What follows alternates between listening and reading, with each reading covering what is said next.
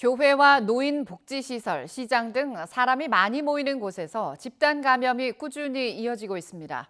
노량진 수산시장과 관련해서는 지금까지 확진자 20명이 나왔습니다. 가정의 달인 5월, 늘어난 각종 행사와 모임으로 감염 확산으로 번지지 않을까 우려됩니다. 현장에 나가 있는 취재기자 연결합니다. 김다연 기자. 네, 서울 노량진 수산시장에 나와 있습니다. 네, 그곳 수산시장에서 첫 확진자가 나온 게 지난달 30일이라고요.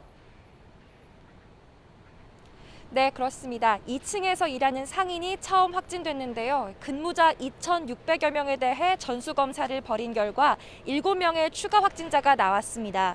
그 뒤로 가족과 지인, 이용자 1명이 연달아 양성 판정을 받으면서 지금까지 누적 확진자는 최소 20명으로 집계됐습니다. 일상생활 곳곳에서 크고 작은 집단 감염은 계속되고 있습니다. 서울 수유동에 있는 PC방에서는 지난 3일 첫 확진자가 나온 뒤 지금까지 35명이 추가 감염됐습니다. 은평구의 교회에서는 접촉자 조사 중 8명이 추가 감염돼 누적 27명이 됐습니다. 또 경기 고양시에서는 지난 5일 이후 한 통신 판매업 직원 14명이 잇따라 확진 판정을 받기도 했습니다. 기존 감염 규모는 커지고 사람이 많이 모이는 곳을 중심으로는 신규 사례가 계속 나오고 있습니다. 앞서 방역당국은 증가세를 잡기 위해 지난달 26일부터 부처별 상시 점검단이 다중이용시설을 집중 점검하는 특별 방역관리 주간을 운영해 왔습니다.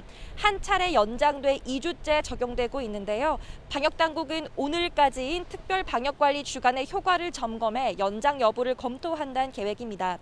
최근 2주간 언제 어디서 감염됐는지 알지 못하는 환자 비율이 30%에 육박한 데다 5월 들어 주말 이동량이 늘면서 방역당국은 감염 확산을 우려하고 있습니다.